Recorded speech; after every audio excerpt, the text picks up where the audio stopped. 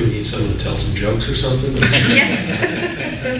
you should just stand on And you want people to come to the podium, right? So that like, they can be picked up by the so if microphones. you would have questions or have anything you want to say, you can come up to the podium, and if you have something written down and you don't want to come up to the podium, you can raise your hand and give them to me and I'll read it, or...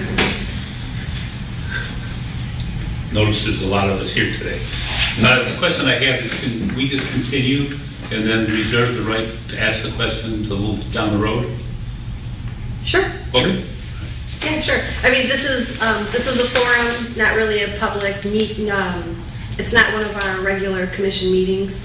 So what we can probably do is, we have an FAQ that we can go through question by question. If anybody has any, if that's what we would like to do, we could do that, or we could just take questions as they come.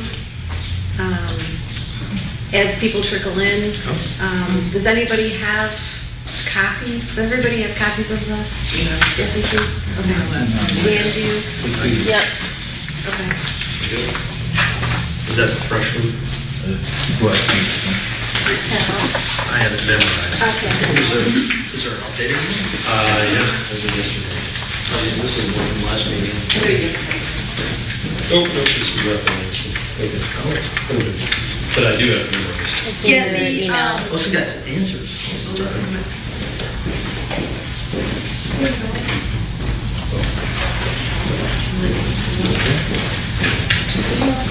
Thank you.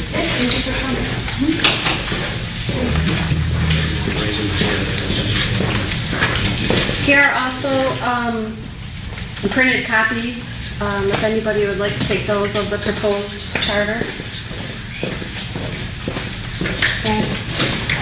Go ahead. Steve, do you mind if I say a few things to start? No, I don't mind at all. Kind of a few jokes? A few jokes, okay. It might be a Good good idea. idea just to give a general overview Do you want me to do it to the there? folks, and then that might help key in on what questions they may have. Sure. Are we at the podium or you want me here? You can just sit there. I'll stay. Whatever you're comfortable with. There's a hand. Do that. Yes, I got a hand. Yes. Okay. Just a very quick question. Has the proposal that is being presented to the electorate been approved by the governor's office? Yes. Okay. Yes, it has. I can just elaborate on that a little bit. I'm the Charter Commission's attorney, by the way, John Starren. And we were working with the Attorney General's office from the get-go. And then when it got to be, was it about May, maybe mid-April, when we had a pretty solid draft to work with, we started sending the complete draft to the Michigan Attorney General's office, and they went through it with a fine-tooth comb. And they had some suggestions for us. They didn't find anything wrong, but just some suggestions. Would you consider this? Would you consider that? We'd come back. We spent a couple of meetings going through all that. And then ultimately we had our final polished copy, if you will, that was sent off, and we did get the formal, that's it, and we did get, first of all, the approval from the Michigan Attorney General, followed by the formal written approval from Governor Whitmer. That was, I forget the date, but it was early August, as I recall. It was the 25th of July. 25th, okay, before August, 25th of July, we did get the formal approval. So we were real pleased with that. The significance of that is not that the governor decides what the charter for the city of Clawson should be. You, the voters, decide what the charter for the city of Clawson should be. But it indicates, it's an indication from the Attorney General and the governor that that everything in the charter is lawful and appropriate. And just a matter of whether this is what the voters think is best for the community or not. One last question. You can ask as many as you want. Don't make it the last question. You just got started. Informal. There's no last word here. Okay, question number 2 of 500. Good. Anyway, what happens if the voters turn the charter down? What's the sequence after that? Well, you'll have a lot of disappointed, you'll have 9 disappointed people here, but apart from that, what happens is, basically, when the voters voted to undergo the charter revision, that was almost 2 years ago. So in the November 2021 election, voters voted in favor of a general charter revision, also elected this 9-member charter commission. Under state law, the charter commission can remain in place for as long as 3 years. And so what happens is, if the charter is voted down, the proposed charter is voted down in November, that would leave us with basically a year. We would come back and this charter commission would need to decide whether, we're done, we tried, and just terminate the charter commission, or this charter commission would have up to 1 year to make further changes to the charter, or to take out changes, as the case may be, to represent it to the voters. But that would all have to happen and be done. That whole process would have to be done by November of 2024. So they'd have homework to do, and presumably, if it gets voted down, probably the worst thing that could happen would be it's voted down and we don't really have any sense why. Whereas if we come to find that there are particular things that turned off voters, that troubled voters or whatever, then I presume that we as Charter Commission would focus on those things and try to make appropriate changes to be responsive to the voters of the city. Now, if you had pretty close to an even vote, yea and nay, would that indicate to the commission that, well, let's go and try again, because potentially there's something that can be changed? Well, it could do that too. It could be represented just as is. And that, again, would be a decision for the Charter Commission to determine whether they believe the community was just at an impasse on this thing, or was the problem simply because we have a good charter, but we just weren't effective in getting the word out, getting the facts out there, in which case we're not in the business, nor can we lawfully just go out and market this or sell this, if you will, to say vote yes or no. But we can put out balanced, objective, informational material to help people understand what it is that's being done, what's being changed, why is it being changed, that sort of thing. What would you pinpoint as the most significant change? Well, no, I'll answer the question, but I don't want to. I'm gonna take a perspective. I don't want to preempt the elected commissioners. But I think it's an important question. I think it's important. I don't know that this happened yet. This is John Starren, who is our attorney. So the people you see sitting around the table are your neighbors who were elected by the people to the Charter Commission. And then one of our first orders of business last winter was to interview 6 different firms to find an attorney that specializes in charter, constitutional law, and municipal government. And that's Mr. Starren, who we hired to advise us through the process. The way that we kind of envision the question and answer going today is that Mr. Starren is the legal expert. And so he was responsible for drafting the language so that it would stand up as a legal document, and he worked with the Attorney General, the Board of Elections, and the Governor's Office. And then we, as the Charter Commission, we're here to answer the how and the why, right? So the people elected us and gave us this responsibility. So he's here to answer the questions from a legal point of view, and then for those who are in the audience and those who want to ask later on, we, the Charter Commission, are responsible to the voters. So how did you do this? Why did you do this? What do you remember about the deliberations that you went through? So there are 2 different kinds of people here today who can answer questions. One who's going to focus on legal, and the rest of us on as fellow citizens. This is where we were coming from. So his answer is going to be, I think, maybe from, as a lawyer, as an attorney, looking at this document, I think this is the most significant change. That might be a different answer from charter commissioners, which there are 9 of us, so we may all 9 have a different opinion of what the biggest change may be. And so there has to be an asterisk that depending on who you ask and where they're coming from, they may have a different answer. And that's why there are 9 of us, because between 9 different points of view, you have group wisdom at work. So with that, let me try to let me try to handle what I view from a legal perspective, and then we can segue into what commissioners might want to embellish upon as to what's important to them. I think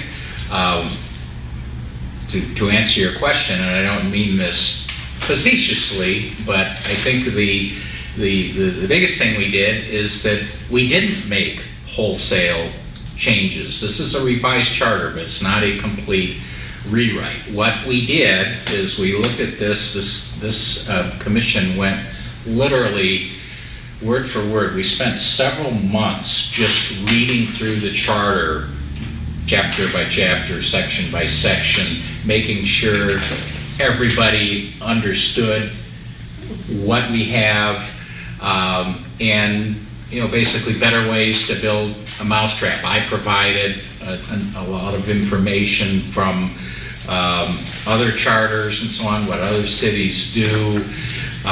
We relied a lot on model city charters that are presented by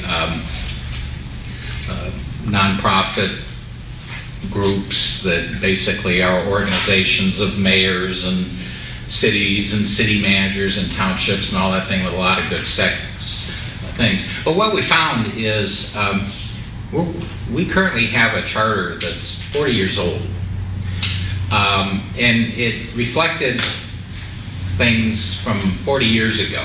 The circumstances. 83 years old. 83. 1940. Right. Yeah. Well, That's where you're getting the 40 from. There you go. Yeah. okay. I got my. It's old. Sorry. It's As opposed to 19. Suffice to say, yeah, it's older than any of us here in this room. And as you might expect, there's some antiquated things we found going through it. There's actually a lot of obsolescence. There were a number of charter. You'll notice that the charter is the proposed charter is much shorter than the current charter. I mean, we cut it almost in half. Part of that was by design, to have a document that reads plainly and clearly and succinctly, and not something that looks like you need a team of lawyers and a week to read it. It's like, no, we want something, the people's document that everybody can read and understand.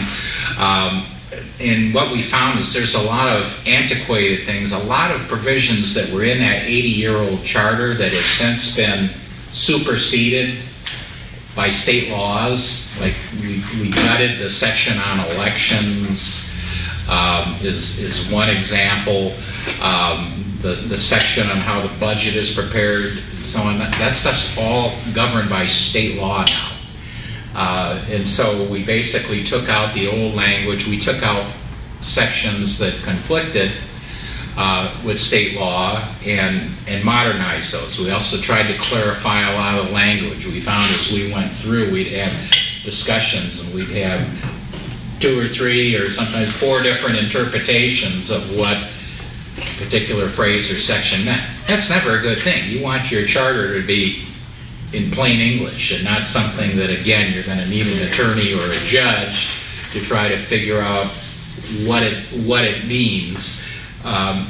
We want it to be plain, and we think we've done a good job at that. I'm sure that over time, questions and issues will come up that weren't foreseen or contemplated, but we try to do a real good job anticipating those. But the basic structure we have not changed. We've modernized the charter. We've, like I said, taken out obsolete language. We kept the city manager, the city council form of government intact. What we did try to do is to encourage and afford more flexibility to basically encourage more citizen participation. And we've done that in a couple of ways. One way is the proposal would increase the size of city council from 5 members to 7 members. There's no magic number. As you go around Michigan, communities, you know, similar in size to Clawson, some bigger, some smaller, you'll find the city councils range anywhere from 5 to as much as 9. In Clawson it was 5, and we thought 7 members might bring a little more representation to people in neighborhoods who maybe are not represented, maybe are underrepresented. It would add more voices, more perspectives, more experiences. It would also spread the power a little bit. None of this, when we went through this process, none of it was taking into account anybody who's currently in office. I mean, we were looking at, this is a document that hopefully is going to govern the city for the next generation or longer. We weren't focusing on who's the current mayor, who's the current council members and so on, but the thought is that we never want to be in a situation where the policies and decisions made by the city are basically going to be disproportionately influenced by, you know, 1 or 2 members getting together, or even worst case scenario, by 1 or 2 members being absent at any particular movie, and then maybe creating a false majority. The thinking is with 7, we spread the power around a little bit.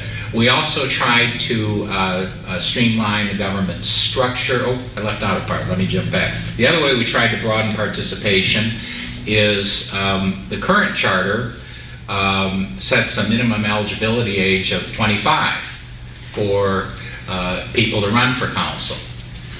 Even though we know you're legally an adult when you're 18, you can drink when you're 21, you can join the military when you're 18, all that stuff. And the thought is that by reducing the minimum age to be eligible for city council from 25 to 21, we didn't go all the way to 18, but 21 will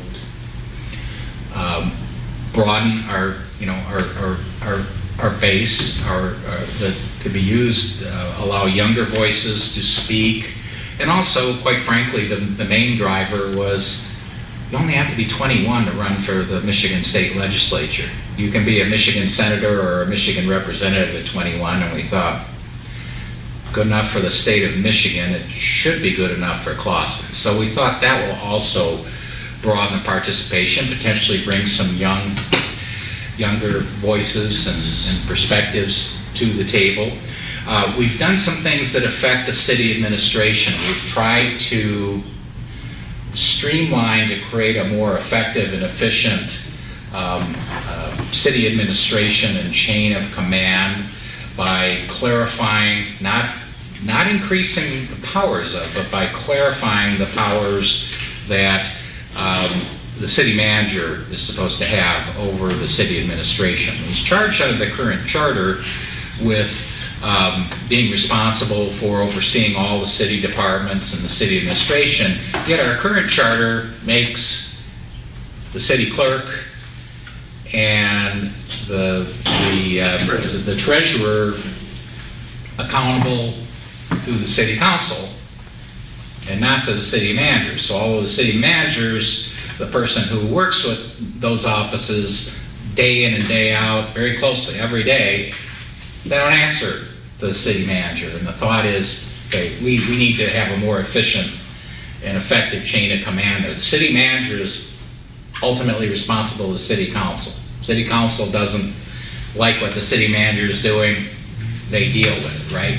But everybody else in the building, as far as the departments and all the operations, should be answerable to the city manager. That's what we thought. So chain of command, really not that much different than what you would see in the military or in, you know, private organizations. So that you could view as a significant change. that the clerk and the treasurer will now be responsible to the city manager, who in turn is responsible to the city council. Most of the other changes, am I leaving anything out? I think most of the other changes, I mean, we view them as significant because they are clarifying things, like I said, removing obsolescence and state law conflicts, but, so I call them, they're more than cleanup type of things, they're important, but in terms of structural changes, we really have not tinkered too much with the structure. We just feel like we didn't really change it. We've made it better, we've made it clear, we've made it more streamlined, we've made it more efficient, and hopefully more effective in the long run. I gave you a very long answer, like a 3-word question, sorry And I about saw a that. couple of hands. Did you have questions? There's a couple of, Mine was answered. oh, okay. Good. Yeah, there, summer, I talk long enough, I'll answer all the questions. You kind of, if I may, there was one more change we made that I consider, and I think most people consider to be significant. We eliminated the provision where people have to resign Yeah. from one position of government, say the building and planning, or the city council, to run for mayor. So there wouldn't be openings after an election, Or to run for or another appointments, For any other office. Yeah. any other office. Right. That was something fairly unique to Clawson City Charter. You don't find that in many other municipalities where in order for someone, we all see it, right? We see it all the time out in the rest of the world where someone is sitting in an office and they're running, whether it's a senator running for president or this, that, the other thing. But in Clawson, you can't do that. It's like if you are a city council member and you want to run for another office, whether it's another city office like running for mayor, or whether it's you want to run for county commissioner, or you want to run for governor, or whatever, our current city charter requires you to resign your city council office before you can run for election. And we just thought, whatever the original intent or purpose of that may have been 80 years ago, we're not seeing it now. It just seems like it's an unnecessary restriction on people having the freedom to run for office, and frankly for the citizens to be able to elect who they think is the most qualified candidate and not be missing out on somebody because they're like, well, I can't run for that because then I'd have to resign the seat that I'm currently thinking I'm doing good work. I think for me, two things. Again, we deliberated all these, and there were some issues that we deliberated for 2 meetings, right? Because they were so important. This is one where, 2 motives for me to support the proposal that we're making to the people on this revision. One, I was on the Zoning Board of Appeals when I decided to run for the Charter Commission.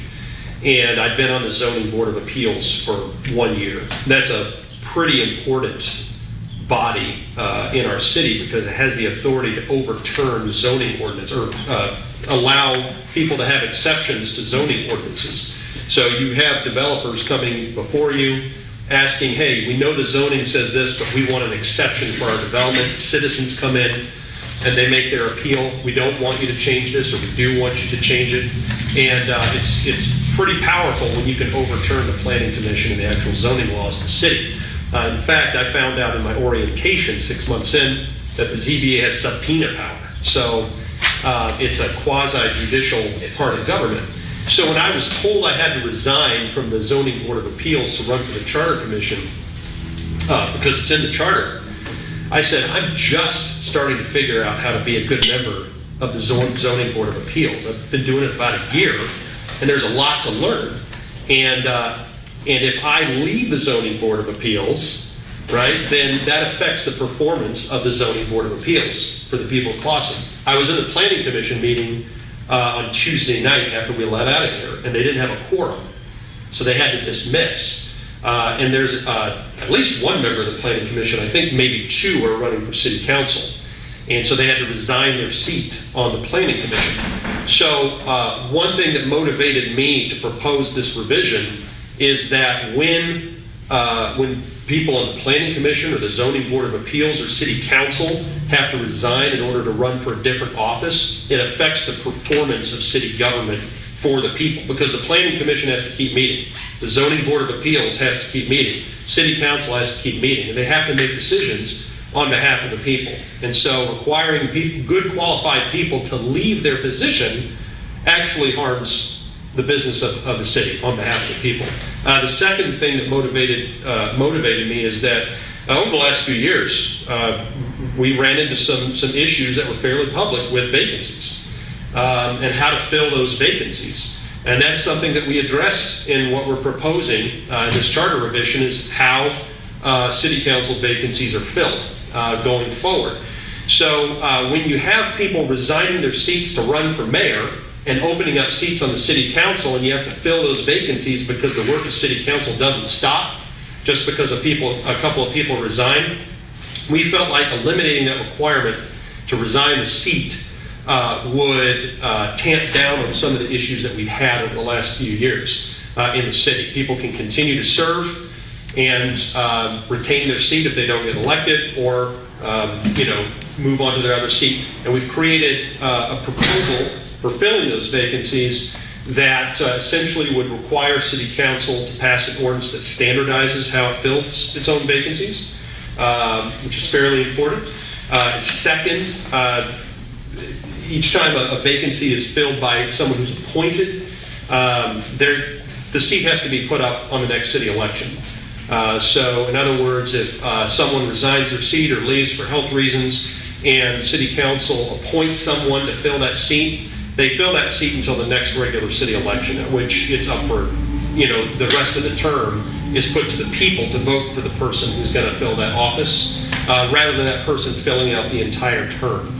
So we figured that way, any person who's appointed to city council, the longest they would ever be in that seat is 13 months, the very longest. But normally the seat would go up before the voters long before that. So those are two.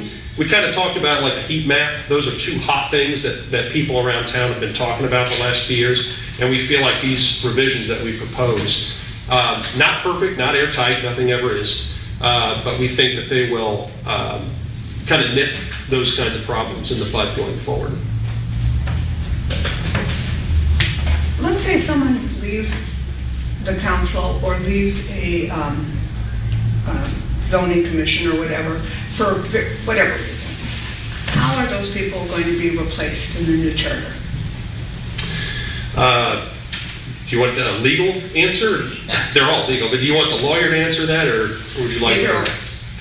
Well, I can tell you the legal process, and then we can answer why we chose to. Yeah, I mean, depending which board or commission the vacancy occurs in, the process could be a little bit different, because there's different state laws that govern, like the planning commission and the zoning board of appeals and so on. But with respect to the let's start with city council, the way the proposed charter would read, which is largely consistent with what we see in other communities' charters, is that the city council itself would be required to fill that vacancy through appointment within 30 days. I mean, it's nobody goes to jail or gets shot if it goes 31 days, but the idea is we don't want to have vacancies, right? We need to have that seat filled.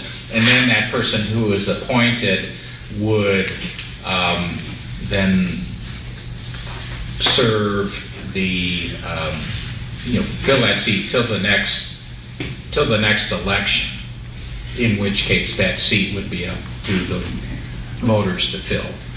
So that would be the process. And commissions vacancies would be filled as they always are. City council fills, that appoints people to zoning board of appeal, planning commission, any boards and commissions, those vacancies are filled. by city That's council, right. As has always been the case. I do want to add on to what Mr. Starnes said. We had a situation, everybody is familiar, where we had 2 resignations on city council, 5-person city council. They were filled by appointment. I don't think that we had a standardized way of filling those. And so we ended up having, under the charter we have now, essentially a 3-person city council fire a city manager. And a lot of people were unhappy about that. And so one of the reasons that we're proposing to the people that the seats on city council increase from 7 to 5 is that in the event, let's say you have 2 resignations, and resignations can happen for a lot of reasons. People get sick, they move out of town, someone dies, their job changes. This is basically a volunteer position. So when, let's say 2 people resign from city council, it's a lot easier for city council to continue to function well if you have a 7-person city council than if you have a 5-person city council. And so that 7-person proposal we're making to the people is in direct response to how having a smaller city council and having more than 2 resignations at once left the people with basically a 3-person city council plus 2 appointments. We want to make sure that as many elected representatives as possible are always serving the people of Clawson and their city council. May I ask another question? Certainly. First of all, I really want to express my appreciation for how transparent you've been through this whole process. I mean, I've been following you on social media, and I've really appreciated all the updates. And I'm getting both sides of the equation on here, people who are for the charter, people who are against the charter. One thing I keep hearing from people who have a problem with the charter is something called the atomic bomb. And they seem to have a real issue with this, and it appears to be being able to firing the city manager in order to make changes within the city. Could you please explain what the controversy is here? Well, that's the first I've heard of that. It's been on social media, and they call it the atomic bomb. I have heard it referred to as the nuclear option. Maybe that's it, yeah. I Sorry. think I knew it was something. a lot of that stems, if I may, from the how we, and our attorney explained, right now the city clerk and the treasurer report to the council, and that has been problematic in getting their performance reviewed. And like we pointed out, it's odd for the council that sees that person a couple times a month to be reviewing their doing their basically employment evaluation that ties to their compensation and their satisfaction with their job, when the city manager works with them day in, day out. They are the de facto supervisor of those positions. Basically what those opponents, I guess, are saying, they are concerned that if those 2 positions do not report directly to the council, that the council is somehow losing power, and then the only employee they have is the city manager. I guess I don't see it that way, that it is that oppositional of a relationship, that the city manager is a professional and should have the purview of the people and his or her staff, and should supervise them day in, day out. And yes, the council, they serve at the pleasure of council, and yes, the council has the ability to hire and fire that person, but I don't see it as so black and white. Obviously, they have a lot more interactions with the city manager in meetings, and I hope that they can work together in a productive manner, and it's not just like, you did something we didn't like, so I guess we have to fire you and hire a new one. I get the concern that that is a very expensive and lengthy process that hampers our city operations, and of course we don't want to just be firing city managers willy-nilly. I guess that's what their thinking is. I think I and the rest of us, not to speak for everyone, disagree that that's the only option they have if they don't like something the city manager is doing. Don't most cities have everyone report to the city manager? Exactly. Yes. That's what I thought. The only ones that don't are townships, and that's because by township law, the clerk and the treasurer are actually on the township board, so that the clerk and the treasurer, and they're elected by the people, they're actually on the township board. But you're absolutely right, ma'am, that that most cities, all the department heads, including clerk and treasurer, are overseen by the city manager. And it's kind of an anomaly here in Clawson that the clerk and the treasurer, although it's the city manager they work with day in and day out, they're not directly answerable to the city manager. They're answerable to the council. So again, I don't want to repeat what I said before, but we thought it just makes a lot of sense. The city manager is responsible for overseeing all the other department heads. Why wouldn't they cover the clerk and the treasurer as well? Is the council required to do some type of due process when they go about firing the city manager? I mean, or do they just have the will of the council, they can do that? The city manager does serve at the will of the council, just like all the department heads. So they're all employees at will, except for those employees who are unionized. But yes, I mean, there is due process for any public employee. They can't just be fired without, or terminated, laid off, whatever, without being notified of what the problems are and having an opportunity to respond to those things. If I may, the nuclear option is the first I've heard of it, and it sounds a little bit more like what I've heard from citizens over the last 2 years while we've been going through this process is there are some of our neighbors here in Clawson are concerned about city council having too much power to meddle in the day-to-day affairs of City Hall, the employees. I've also heard more citizens recently who are concerned about the city manager having too much power. And so it's kind of like the U.S. Constitution. When they wrote the U.S. Constitution, they were the branches of government and checks and balances and how they all balance out. That's really kind of what we went through over the last year and a half as we looked at our charter, is how to make each part of our city government more effective, but then to balance them out so they work better together. And so when you talk about a nuclear option, I think that probably has to do with city council firing the city manager. There are two parts to what I think I hear here, and I hope people are watching this later on the playback. Like Mr. Starr said, anytime the city council fires a city manager, they have to document the reasons that they're eliminating that person. Also, we're proposing a revision to the charter that would not allow city council to fire a city manager 90 days after an election. And so that there's a kind of a cooling off period built in after election. But then the other thing I'd say about that is the 7-person council is meant to be a check and a balance on a stronger city manager. And by stronger, I mean we've talked a lot today about the clerk and the treasurer, which we feel like is not a major change. It kind of reflects the way things already work. Because the city manager works with the clerk and the treasurer every day. And so we feel like it's not really a big leap from what we're doing now. It's more a recognition of how things operate. The nuclear option, I would think, would be that if city council doesn't like, the people that work at City Hall, they fire them all, right? By firing the city manager. That's actually a pretty good question that I think I'd have to look back at Mr. Starr, and I can't imagine that. First of all, it'd be harder for a 7-person council to do that because it takes a lot more effort to get 7 people to agree to do something than it does 5 or 3, as we know.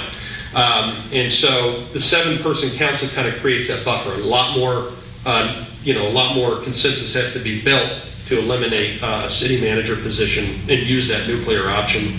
But I don't know, what would you say about, like if city council decided we're going to fire everybody at City Hall? I've never heard of that. I mean, I've never heard of that. I've never heard of that I don't know. happening before. It would have to be I don't know what it would be. That would be quite I think they would have difficulty winning their next election. I think they would have difficulty winning the next election. I mean, we need to remember that people are boss, right? I presume for something like that to happen, there would have to be just some major scandal going on, which hopefully we'll never get to. But that would. The city council can't fire the employees. That's the responsibility of the city manager. That is the way. City council That's true. can fire the city manager. Yes. They can't stipulate when they're hiring a new one, we want to get rid of these people. Can't be done. Okay. I think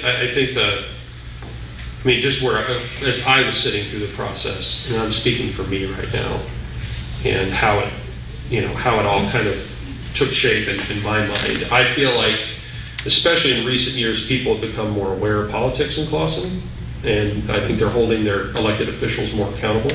City council works for the people. More representatives on city council, we think, will diversify council in the sense that there'll be more voices represented on the council. It's harder for a 7-person council to fire a city manager unless, and here's the thing, city manager serves at the pleasure of council.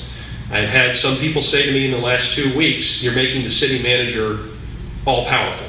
And that just does not, the first line of the charter is all power in the city of Clawson resides with the city council, the elected representatives of the people. So they may fire the city manager at will, but they have to have a good reason to do it. Correct. Right? They have to have a good reason to do it, and if they don't, well, there are legal repercussions, but also there are electoral repercussions. There are, and typically the city manager, I don't know, because I'm not the city's attorney, but typically the city manager has a contract, and there's usually some type of severance package due if and for city managers it tends to be a pretty significant severance package. So it's not any kind of decision that would be or should be made lightly. Can we make it clear as mud? No, it's clear. When we vote for the city charter, if it is a yes vote, and we're also electing new council members at that point, is it the same election, if I'm not mistaken? I've not looked at Yes. the ballot. Yes. Would we end up with 7, or would we have to wait a while? It's a great question. It'll take place over the course of, I've memorized this, man, you gotta learn it. Go ahead, no, please do. We spent a lot of time. So it's a 4-year transition. I'm glad you asked that question. I hope people at home hear this too. So if the people of Clawson elect to make this their new charter, it goes into effect on January 1, 2024. That means the candidates that are elected to office this November serve out the terms that they would serve under the old charter. So this hasn't been brought up, I don't think. We're proposing that the mayor's term go from 2 years to 4 years. Since the mayor is essentially a member of city council, it didn't make sense to us, I don't think, for the mayor to have to run every 2 years when the other council members run every 4. But the mayor that gets elected this November would serve a 2-year term under the old charter. In 2025, now you can check my work, okay, but I've been practicing this. In 2025, there'll be another mayoral election, okay, 2 years. That mayor will serve 4 years. So that will start the 4-year term for the mayor. I believe there will be 4 council seats in 2025, or it would be 3, right? It'll be 3. It'll be 2 that are naturally coming up for election because the terms will be expiring, right? Yep. And then the new one. So we're going to.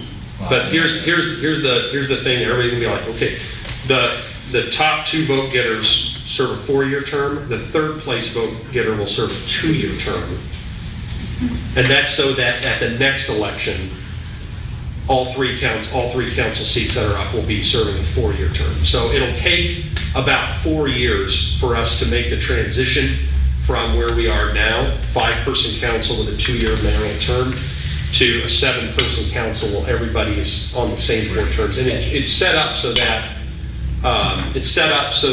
it's a staggered 4. Every 2 years there's an election for at least 3 seats. We wanted to on city maintain council. that staggering so Yeah. that we're not going to be one of those communities where an entire council can get Right. swept out or voted in one election. It'd be, we're trying to keep it half are up at this election, half will be up at the next election. And as you said, by making the mayor's term 4 years instead of 2, then the mayor will have a term that is identical to the council members. So, sounds kind of complicated, but that's how we figured out. And actually, that's one of the things we work with the Attorney General about too, how to best go about this. It sounds a little convoluted, but it will all make sense. It's just going to take a few years before we're fully transitioned into that. I think the main answer to your question, though, is those who are elected this November will be elected under the old charter. Right, they'll serve their full term. It's fun. Come on. That was difficult to figure out. We were like, we need charts. We got to figure out how to make this confusing. transition to make it make sense. We probably spent as much time on that, on some of these transitional issues as we did with anything, to just make it smooth and so we had to pull charts out and all kinds of things and get very confusing. I remember trying to diagram a piece of paper. For the record, and I've said this to a few people, but I'd love it to be something that everybody can see. Coming into this, I'm speaking for myself. I looked at that 5-person council and the 2-year term for mayor, and I didn't want to touch it. And so I came into the process thinking, I don't know if I want to mess with that. And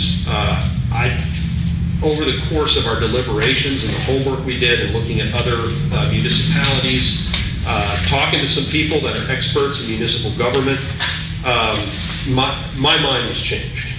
And I became convinced that a 7-person council would serve the people of Clawson better. And I think the motivation that all of us had, right, all of us had, is what is the function of city council? And the function of city council is to represent the people and do the people's business as effectively as possible. And so I think that motivation went into the work we did. How can we create a situation through the charter, a framework for city council to do even better work for the people of Clawson? And so that 7-person council, that's what convinced me. More representation, a better balance of power. I became convinced. So I want you to know I was skeptical about the idea at first, but over the course of, I really think 2 or 3 meetings worth of deliberation, I changed my mind and came down on that. I just wanted to add to that, just that we did look at not just 2 or 3 different charters. I want to say it felt like 7 or 9 that we openly talked about. Plus the model city charter. Yeah, especially the model city charter.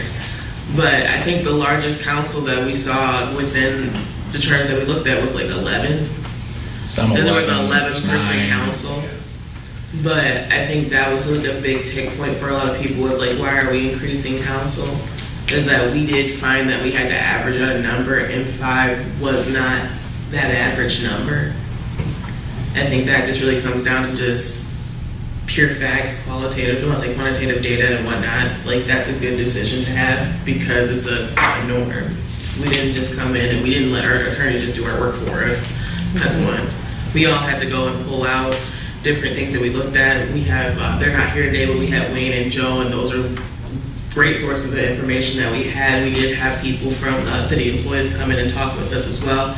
So we took a lot of differing opinions about what we had in our charter, what we were making updates to our charter too as well. So I think every decision that we've made has been a weighted decision, but it has not been by any means a change that wasn't qualified. I don't think that we made any changes that weren't qualified, sorry. I'm sorry, I didn't interrupt you. I was just going to say, I was for increasing the council from the get-go, because I think we went through a period like we talked about where we had our current council has a quorum of 3 people. Do we want 3 people making decisions for everyone. And then there was a situation, funny, Brad mentioned, we popped by the planning commission meeting after our meeting this past Tuesday, and they didn't have quorum because they have a 9-member board, and it's just sometimes difficult to get that many people there for a quorum. Their quorum number is a lot higher. And so 7 to me is the magic number. It's the right number of representation, but it's not so unwieldy that things get hamstrung with scheduling and getting people there. And when Samantha and I were at that commission, that planning commission meeting, somebody who's a great citizen, a great public servant here, said to me, well, we already have enough trouble finding 5 good people. Yeah. And my response to that, well, if we follow that logic, let's just have one city council. Right. But this is America, all right? So we believe in representative democracy. So, I choose to be optimistic that the more opportunities for representation we create in city government, the more people will step up. You'll find in almost any community, things run in cycles and even at the higher levels of government, state, and maybe not federal, because everybody runs it federal, but you'll have some elections where people are running unopposed, and the very next time that same seat is up, you'll have 5 different people vying for it. So it changes over time. As people change, issues change, new people come to the community, many different things, but without repeating everything that was said, the feeling was there were a lot of good reasons the commission felt to move from 5 to 7. At the same time, that was not considered by the commission to be a radical move or radical restructure. Maybe going to 9 or 11 might have been, but the thought was 2 was no, that's not a radical change. It's a good change, but it's not one that's going to shake up City Hall, if you will. Are there term limits for the mayor or for council members? There are not. The people are the term limits. So voters are ready to be done. Right. There are currently no term limits in it. We did talk about it. Mm-hmm. I mean, we did talk about whether we talked about a few things. I mean, we talked about should we have term limits? Should we have districts as opposed to at-large elections? And really not just the majority, but the consensus, I think, of this commission was no, we don't need either one. We don't need term limits, nor do we need to go to districts or boroughs. Let's keep it.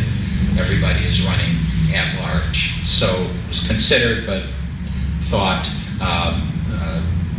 not necessarily appropriate for the city. One of the viewpoints before the charter is that the side that opposed the charter said that you could actually change the charter, okay, as you go along every year, okay? But you can only, I think, do 1 or 2 changes a year. Well, that's right. And what's missed in that argument, too, is the voters of Clawson voted in November of 2021 to revise the charter. So, I mean, that ship has sailed. That's what the voters decided to do. So that's why we're doing this. Also, bear in mind that as part of the charter revision process, this charter commission gets elected. It's an independent body of the city. It is responsible to the vote. The commissioners here are responsible directly to the voters. They're not overseen by the city council. They're not overseen by the city manager.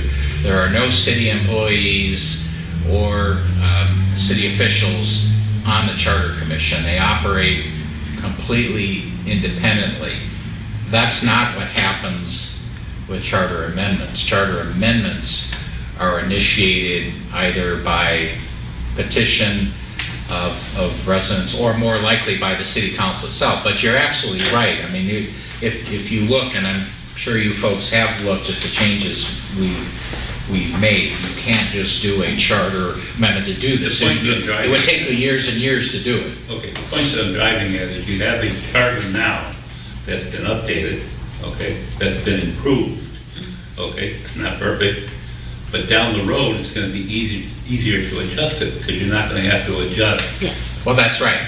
the mega. Starting with a cleaner Right. slate for sure. Because the problem that I have right now is when I drive the streets of Boston, I see no. Okay, I see signs out there saying no. Nobody has picked up the gauntlet to say yes. All right, so all this effort has been put into doing this work, okay, in my mind is for naught, because there's nobody standing up saying we gotta say yes. And, okay, if you really take a look at the sign that says no is blue and red. Okay, ask me what color the mayor's sign is, blue and red. Okay, so she's standing opposed to it. All right, Tinman, blue and red, he's standing opposed to it. All right, so how do we get out there and inform the public of all the work that you've done? Because obviously, we got 3 people here.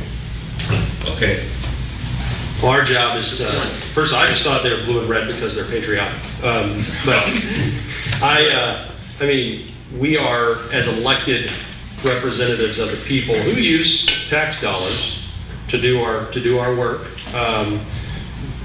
our job is to review and propose revisions to the charter and inform the public of our work, which we have done to the best of our ability. We may not campaign on behalf of the charter, so we trust that the people of Clawson, the voting citizens, will do their homework and make the decision that's best for them. And that's all we can do as public servants. So we think we've done good work here. I will say that. I mean, we worked really, really hard on this. We have made every effort that we can within our power as an elected body to inform the public of our work.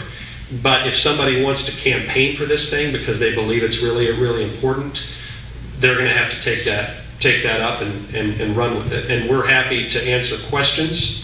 We're happy to interface with our neighbors. As much as our neighbors want to interface with us, or people want to get us in front of our neighbors, we'd love to do that. But state law requires us to say, here's the charter we propose to the people. Here's a report of our work. Here's the full record of all that we've done. You can see it for yourself. You can read it for yourself. And if citizens say, this is what we want, this is really important, then they can take that up and try to persuade their fellow citizens to vote yes. let me ask this question. Okay, you're saying that if I have a barbecue in my yard and I invited all the neighborhood, I can get you guys to come down and talk. Sure. And you're not campaigning at that point. Nope. We can come answer questions that the public has for us. We can Show talk of about hands, how many would do that? Is there barbecue? Yeah, let's see. I mean, that's all you need to say is. Yeah. Yeah. Food, sure. I'm not going to say much. Yeah, real quick, we don't, acting individually, we can Right. say, hey, vote yes for the charter.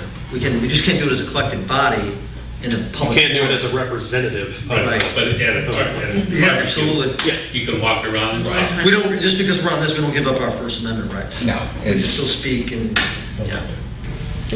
I wanted to address something else you said, Mr. George. We're talking about how the council does now have the ability to make changes. They just can't, make wholesale change like we talked about. If they wanted to do that, they're starting from a cleaner slate. So, I would say there are people who maybe have a problem with one of the changes, and I've used this expression before, like, don't throw the baby out with the bathwater. If, there's one thing in our new revised charter that you really don't like, are you really going to choose the old charter that has 80 bad things in it, versus this one that maybe is one that you don't like that could potentially be taken up by a future council and changed. If, just I as an think- example, if for some reason someone says, you know what, I hate the mayor having a 4-year term. I don't think that's the case. I think it will make things a lot smoother. And that's why we chose that. But if someone says, I really don't like that and I want that to change, that could potentially change in a couple years or in the next year if the council chooses to do that. So I don't want one thing that someone doesn't like to cause them to just reject the entire thing wholesale. And That we just have seems given- very I'm sorry. short-sighted. No, go ahead. I was going to say, we have given the people, I don't want to say past tense, the people have to vote for this. We are proposing changes to the initiative and referendum that make it far more likely that the people can initiate petitions to make those changes if they want it. Samantha reminded me of something the other night that I forgot. is that City Council put this charter revision on the ballot in November 2021. So it is true, City Council can propose changes to the city charter, which the people must vote on.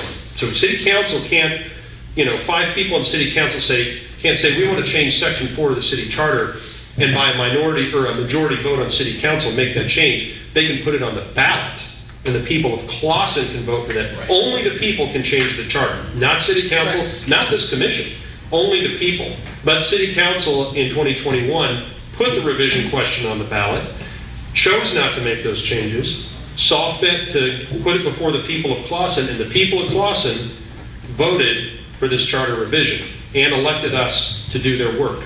So it is true, City Council can make changes, the people can make changes themselves, but it's a fairly lengthy, drawn-out process for one specific change that you can make to the charter, but not the whole thing. And so I think you made the point, 83-year-old charter, it's done a pretty good job, but after 83 years, you can kind of see where it needs room for improvement. And we think we've made the proposals that will make that improvement possible and make a better document for the city to use going forward. So when those changes come up, whether they're citizen initiated, like the initiative or referendum, or initiated by City Council, we think we've made their job easier. Plus, I was going to say, and we've added in the provision that the charter will get a look every 12 years. 12 years. So we're hopefully not going to go another 80 years without taking a look at this, and that being automatically triggered by the charter will not necessarily result in a commission, but it will make people stop and think, does this document still serve the people? Does it work for us? Is it making our city government as functional as it can be? I mean, the words that went through my mind constantly in every one of our meetings were unintended consequences.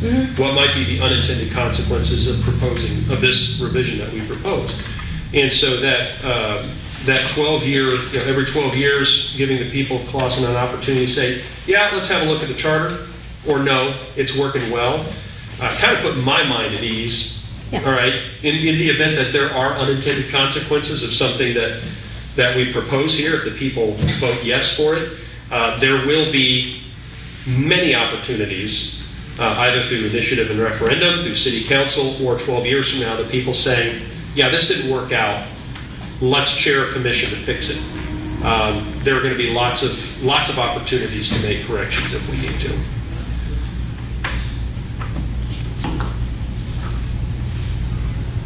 A lot of good questions. Yes, we very much appreciate you coming. Really good. This is very good. Thank you. Thank you very much. I'm kind of sad that there's not more people here. Well, there are future dates. Our next 2 regular meetings will follow the format of our last meeting. We'll have a shortened meeting at 6:30, followed by another public forum. So people are welcome to come for the meeting at 6:30 or just arrive for the public forum, which will begin at 7. That's October 10th and 24th. So the next Tuesdays are regular meeting night. And tell them who's coming for extra credit. Yes, so we reached out to Clawson High School and said, hey, perhaps this could be worked into the curriculum for your civics class or U.S. history classes. So we've worked with the teachers of those units, and they said, yes, that they will, work. How better to learn about city government? There'll be lots of hard questions. Yes, so there'll be lots of hard questions, hopefully from high school students who will receive possibly some extra credit for coming. As a retired high school teacher, I like that idea. Yeah. Yeah, And it's nice we're too, excited. Our forums are supposed to be, they're at different times, so there may be different people that can be available at different times. So we're offering different dates, different times. And some of the commissioners have already been visiting, like the senior center, in different places where they can just go and sit down and have a conversation and answer questions. So that's also happening. And we have, bear in mind, Mr. Irwin said, the commission here is operating with taxpayer dollars, but it's a shoestring budget. It's not a campaign committee, and by law, this commission as a body is limited. We can present factual information in an objective fashion as we're trying to do today. We can ask people to please vote in November, but what we can't do is advocate how you should vote. That you should vote yes or that you should vote no. As a body, commissioners on their own, outside of this this forum, can certainly do that. Private citizens can certainly do that. We are, this commission has been putting together materials, again, with a limited budget, but the charter printed. I think there was at least one media release recently. We printed the, we have some, which is the whole proposal. We have some frequently asked questions available today. I think there's also a final version will be on the website. Yeah, there's also a report that's been prepared. So there is some information available. We unfortunately do not have the ability to put it on the front page news or to have television time or anything like that as much as we would like to, which does put the commission at somewhat of a disadvantage, because other than good people like you have taken the time out of your Saturday to come down and learn a little more, it does make it hard to reach folks that we really would like to reach and have the opportunity to answer their questions and provide them the information. Our biggest fear is that people don't know and therefore will not be supportive simply because they just don't know. So we're trying. We're trying within the limits of the law. I wanted to mention as well, and I think we've touched on this a couple times, the City of Clawson website has a page for the Charter Commission that contains all of our marked up versions, so you can see the work we went through. It has the final version on there, and it also has email addresses for all of us, so if anyone wants to reach out and ask specific questions, they can do that as well. If they're not unable or just maybe don't feel comfortable coming to a public forum and asking a question, they can certainly do it that way also. Yep. Coming in the mail, you'll see our postcard with the QR code, and the charter at cityofclawson.com is our email address, and that goes to all the commissioners so we can see the questions if anybody wants to send any of those in. When is that going out? And I love hard questions. So this is a blast, and I wish there were more people in the seats because there'd be more question and answers. I'm looking forward to the high schoolers coming in and trying to stump us, and maybe they'll bring their parents and grandparents. But one of the things, last thing I'm going to say, and we talked about this after the Planning Commission when we were just standing around talking the other night, me and Samantha were there. One of the things that surprised me so much since I was on the ZBA and now on this commission is just how much power regular people have in our system of government. And we were talking about how cool is it? I mean, how cool is it that on the Zoning Board of Appeals or the Planning Commission or the Charter Commission, we're just regular people. We're not bureaucrats. We're not paid for this. We're just regular people that our neighbors elected to this, and we get to open the hood and take a look at what's under it and try to make it better for our neighbors. And that's so powerful. And we were just talking about how many of our citizens, our fellow citizens, really ought to get involved in government, because you just have no idea how much power you have as a citizen until you get involved. And sometimes it's a matter of volunteering. So the one thing I'd say to the people of Clawson is they consider this charter. I'm not going to tell you to vote for it, yes or no. What I will say is, as your neighbors, we have put a tremendous amount of work into this, and we've been very open about all of it. You can find anything that you want to find. If you have questions, we love your questions, especially hard questions. So bring them on. But the people of Clawson, this is their document, and they will either accept it, and we hope they do, because we think we've done good work, or they'll tell us to go back to the drawing board. So make the effort to read it. I read it out loud last week. Let me tell you, I read it out loud word for word. It took me about an hour. So you can read the whole thing in under an hour if you read it silently. Decide for yourself if you think it's going to serve you and future generations well. As high school students can't vote yet, that hey, if the charter passes, a lot of them are going to be living under this charter, right? So it is important to them. And don't forget to show up for our future Q&A sessions. Email us if you have questions. Find us on the street. We're around town, football games and stuff like that. And we're here to serve you. We are your elected public servants, and it's been a pleasure and a privilege to serve you these last few years. That's all I have to say.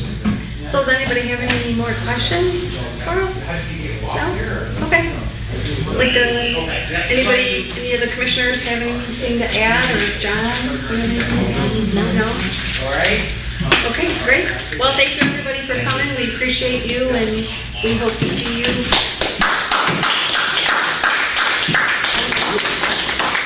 That was 3 people. Thank you for being here. Thank you. Kate knows where to find me. She lives 2 doors.